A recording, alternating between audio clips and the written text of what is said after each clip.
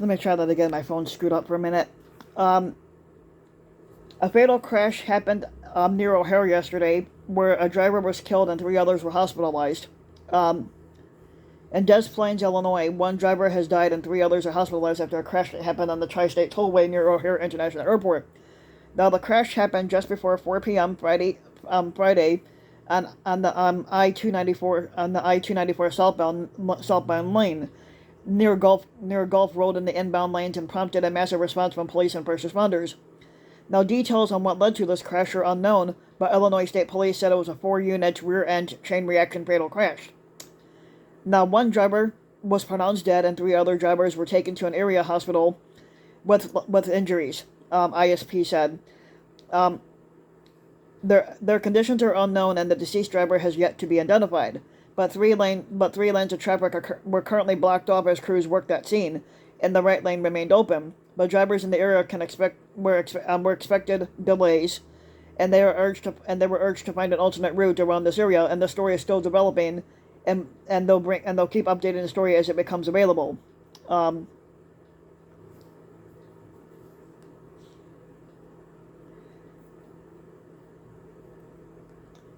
a baby bison was A baby bison was born, and a tropical bird was spotted in Indiana this week. In Bluffton, Mitchell, Indiana, on Thursday, and let's see this. And you can see the bison right there. He's so adorable, ain't he? Um,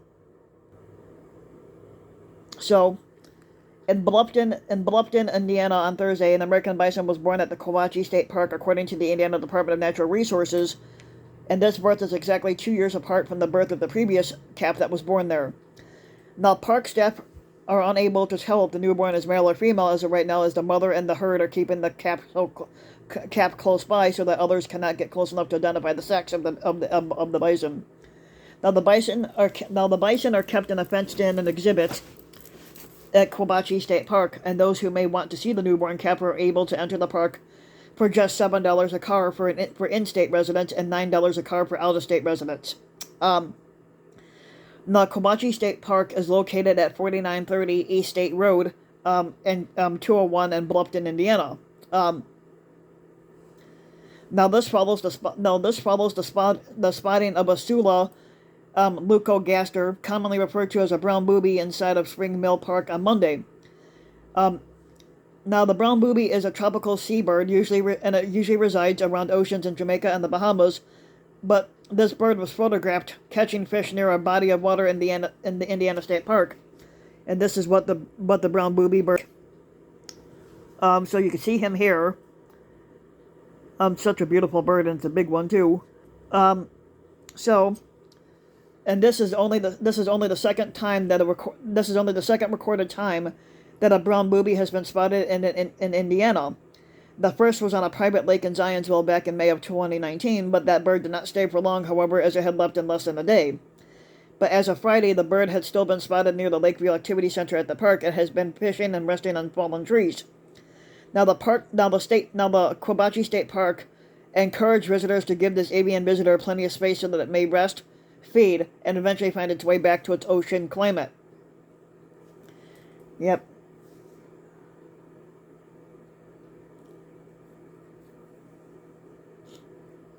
A semi-truck had crashed into a Momence gas station, causing a possible fuel leak. So you know what's going to happen. That means gas prices are going to go up. Authorities in Momence were investigating the possible fuel leak at a gas station on Friday afternoon after a semi-truck slammed into the building, according to the Kankakee County Sheriff. Now, the crash happened prior to 4:50 p.m. at the BP gas station that resides at 807 North Dixie Highway. Now, law enforcement and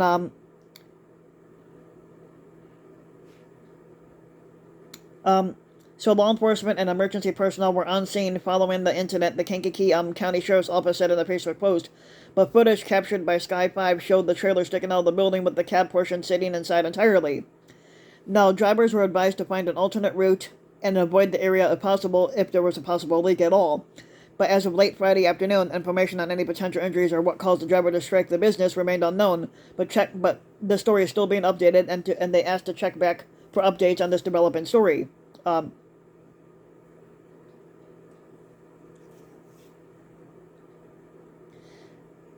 yeah, you can see on this video here where you can see it crashed into the gas station and that the cab was partly sticking out.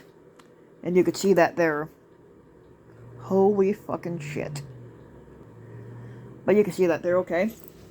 A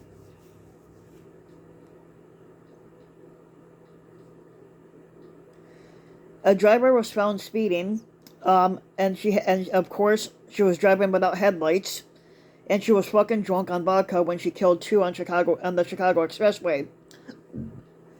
This bitch fucked up her life here. In Chicago, Illinois, prosecutors said that a 21-year-old woman was drunk on vodka and driving at a high speed, 77 miles per hour, without headlights, and she slammed into a stalled car on the Eisenhower Expressway, killing two people who had stopped to fix a flat tire. The woman, Ashanti Gates, who's 21, had a blood alcohol concentration of a 0.186, which was more than twice the legal limit, shortly after the crash early Sunday, according to a detention petition that was issued by Judge Mary Marubio, and she rejected that petition and released Gates to await trial.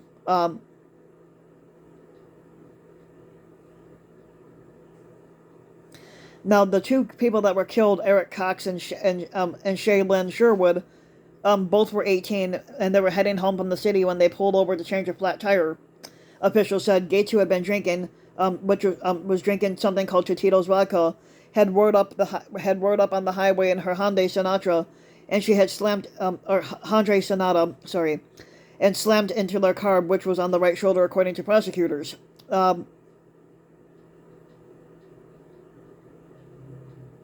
Now, the collision caused the stalled car to strike Cox and Sherwood, which killed them instantly, but a third person in their vehicle was able to escape unarmed.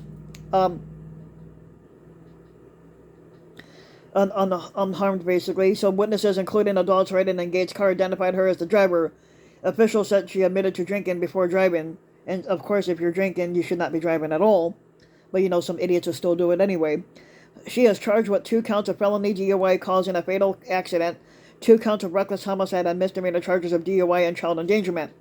Now, family members remembered Sherwood as an absolutely amazing person, which, not according to what, as an absolutely amazing artist with one of the most creative, unique, funny, and indescribably spectacular mindset. The impact she had on so many is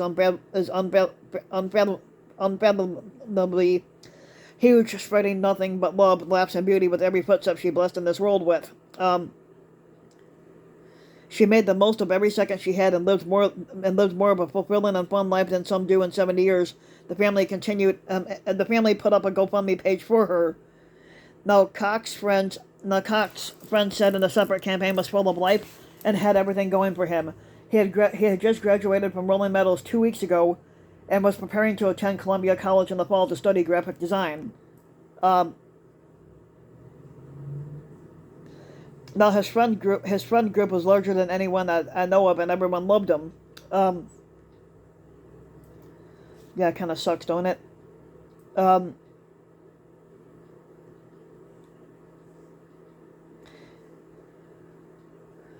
39-year-old man was found shot to death in Austin Alley. Let's see what was going on here. A man was shot and killed Friday afternoon in the Austin neighborhood. Officers responded to a call of shots fired at about 9:50 p.m.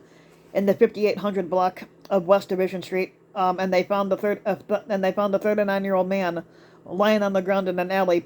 Chicago police said, with a gun in his hand. The man was shot in his neck and his chest, and he died shortly after being taken to Loyola University Medical Center in Maywood. Police said circumstances of the shooting are not immediately known, and they don't know what caused it.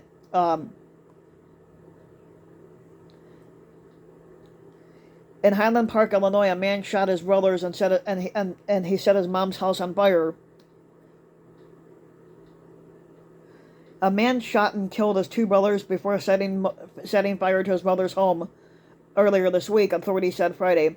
Jeffrey Alswick, 54, was arrested Friday morning in St. Louis on charges that he shot and killed his 2 brothers amid a feud about the home owned by their mother, who passed away just days earlier. Now, the two brothers that were murdered are identified as 63-year-old Mark Oswick and 60-year-old John Oswick, and they were found by authorities who were responding to an early Wednesday morning fire at the home on the 1700 block of Park Avenue. According to the coroner, the brothers had multiple gunshot wounds. Now, after allegedly shooting his brothers and starting the fire, police said Jeffrey fled to Missouri, and he was arrested by local authorities at a park at about 5:30 a.m. Friday morning, and he's facing 2 charges of murder. Now, the news of an arrest provided a sense of relief to the North Suburban community, and it makes them feel a lot safer around here that the suspect is in custody right now. But a resident who wished to be identified by his first name told WGN News. Neighbors who live in the area say that up until last Friday, a mother and a son lived in the home, but the woman, Phyllis Oswick, died last week with her memorial set for the Sunday. But one of her sons was reportedly doing work on the house. It's unnerving that this happens in our backyard, and that he was so glad, and that they were so glad that they found that person. Highland Park resident Julie Moss said she was very sweet. I hadn't seen her in years, but when the kids were very little, she was very sweet with them and the dog. So basically, the one son was found.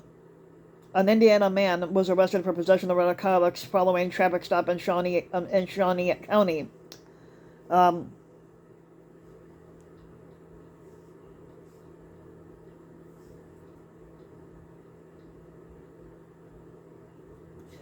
Indiana man was arrested for possession of narcotics following a traffic stop in Shawnee County, but according to the Shawnee County Sheriff's Office, a 46-year-old man was arrested and is facing multiple drug-related charges following a traffic stop. Shawnee County Sheriff's Office said that a deputy conducted a traffic stop on a white 2023 GMC Terrain for a traffic violation shortly before 9:50 a.m. on Thursday, June 6, on eastbound I-470 highway near southwest Burlingame Road. During a subsequent search of the vehicle, deputies discovered a large amount of illegal drugs. Now, Shawnee County Sheriff's Office indicated that John W. Roberts II, who is 46 of Indiana, was arrested and booked into the Shawnee County Department of Corrections for possession of a hallucinogenic drug and with an intent to distribute and a felony possession of drug paraphernalia. And this case is still ongoing. And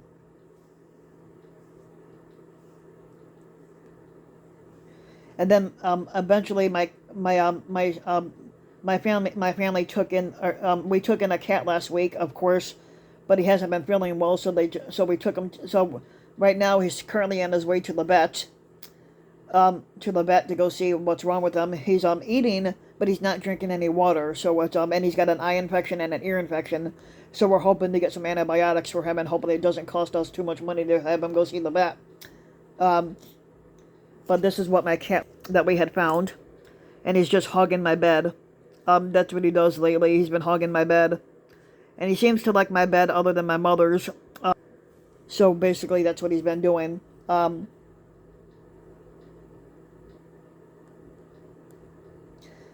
So that is all for the news today. If you want to support my work even further, you can check out my other channel, RBW Rusty the King, for like reviews and everything. But if you like the video, you can give the video a like and subscribe to my channel, RBW King. And if you want to support my work even further, you can donate to my Patreon link, which you can find in the About section of YouTube. And for just a little as a few bucks a video a month, your donation can help go a long way. And make sure to leave a comment. Let me know what you guys think. And I'll be back next week with another video on this channel.